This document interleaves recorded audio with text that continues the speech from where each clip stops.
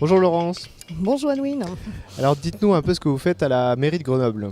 Alors, j'ai un peu un titre à rallonge puisque je suis adjointe à l'accès à l'information, la libération des données publiques, l'utilisation et la diffusion des logiciels libres. Donc on voit que je m'intéresse à tout ce qui touche au numérique avec l'esprit d'ouverture qu'on souhaite associer à toute notre démarche politique. D'accord. Et personnellement, comment vous en êtes arrivé à traiter ce sujet ? Alors, à titre professionnel, je travaille dans l'informatique puisque je suis spécialisée dans les usages numériques et les systèmes d'information. Je travaille à l'université sur ces questions-là.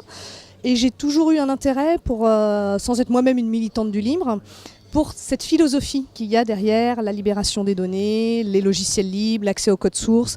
Cette idée que la connaissance n'est pas quelque chose qui se monnaie, mais quelque chose qui se partage et qui se construit collectivement.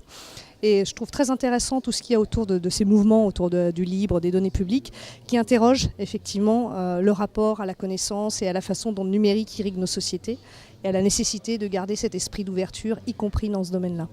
D'accord. Et donc vous trouvez dans la mairie de Grenoble un écho politique à ces idées-là ? Complètement. Donc l'idée de co-construire, c'est vraiment un de nos socles politiques.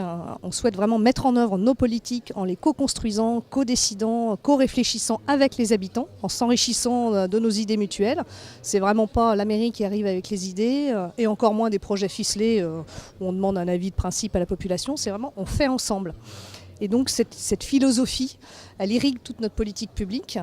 Et l'idée, c'est que les outils numériques sont un des outils qu'on peut mobiliser sur des actions de ce type-là. C'est loin d'être le seul, ça ne doit pas être le seul. Mais voilà, c'est aussi une dimension importante dans une structuration de territoire d'utiliser ces outils-là dans cette optique-là d'ouverture. D'accord. Et en termes de mise en œuvre, dans la pratique, qu'est-ce que vous avez ? Vous avez des exemples de relations avec les citoyens que vous essayez de créer, la façon dont vous essayez de créer cet environnement-là ? Alors on a déjà mis en place des concertations. Là, il y a un de nos adjoints, nos élus secteurs qui a travaillé sur un petit projet de secteur où il y a une place qui avait été réaménagée de manière qui n'était pas satisfaisante. Les habitants râlaient. Du coup, il a mis tout le monde autour de la table, les habitants, les services, les élus. Qu'est-ce qu'on peut faire, sachant qu'il faut faire avec ce qu'il y a ? On ne va pas tout casser pour tout refaire, mais où est-ce qu'on peut améliorer ? Et en travaillant ensemble, ils ont élaboré un scénario que les services vont mettre en œuvre. Très concrètement, c'est des petits projets comme ça, mais c'est aussi des ambitions à l'échelle du territoire.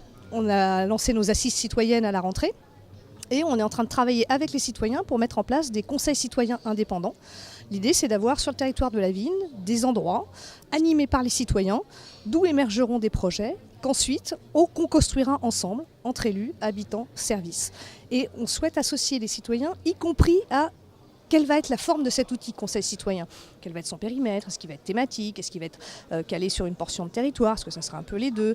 Est-ce qu'il aura un budget de combien ? Toutes ces questions-là, on les met y compris au débat. On n'arrive vraiment pas avec le projet ficelé. Et par exemple, il y a donc des citoyens qui réfléchissent avec les élus sur cette question-là. Et là, il y a le groupe d'animateurs citoyens qui a été désigné par ses pairs, qui est venu nous voir en disant voilà, nous, on est un petit peu mandatés vis-à-vis des Grenoblois, on veut leur rendre des comptes. Est-ce que la mairie pourrait mettre à notre disposition des outils numériques, un blog, qui va nous permettre de communiquer en direction des citoyens qui nous ont mandatés ? D'accord.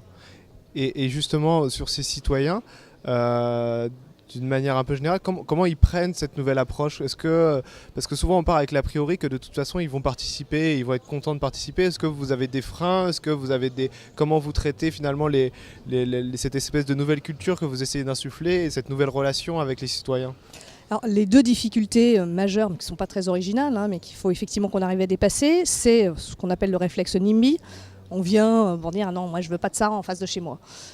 On n'a pas spontanément une vision un peu globale de l'intérêt général, de se dire que ce qui est mauvais pour moi, c'est peut-être très intéressant pour les gens d'en face et que du coup, il faut peut-être que je mette un petit peu d'eau dans mon vin. Voilà.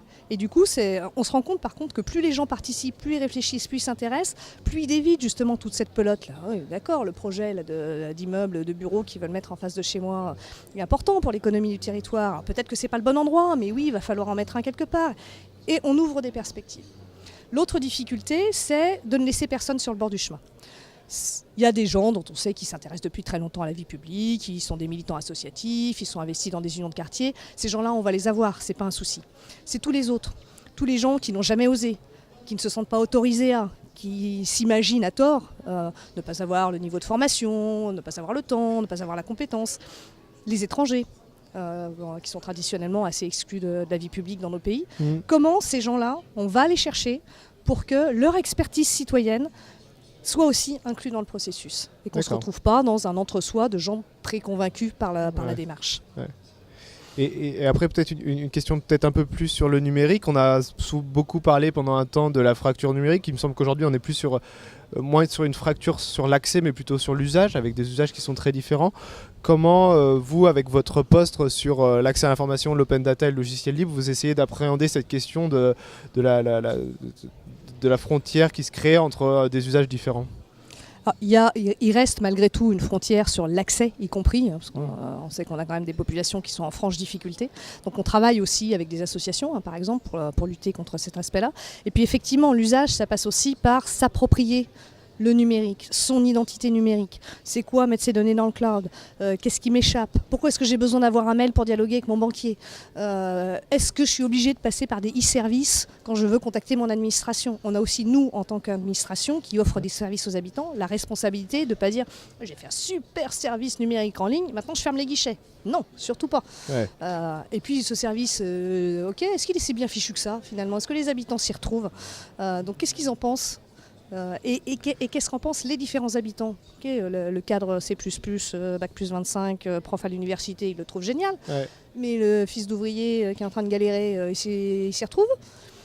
C'est toutes ces questions-là qu'on a la responsabilité, nous, en tant qu'acteurs publics, de tenir toutes ces tensions-là et d'adresser tout le monde. D'accord. Merci beaucoup, Laurence. Merci, Louis. Merci, Wisher.